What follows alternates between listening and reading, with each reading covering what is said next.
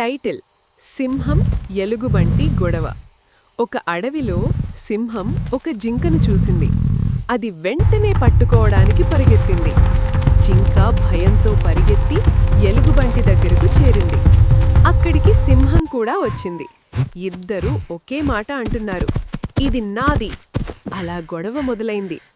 కొంతసేపటికి ఇద్దరూ బాగా అలసిపోయి నేలపై పడిపోయారు. అప్పుడేమైంది తెలుసా? ఒక నక్క అక్కడికొచ్చి జింకను మొత్తం తినేసింది. ఆహ్! నీతి: మనము గొడవ పడితే మూడో వ్యక్తికి లాభం. Follow for more stories.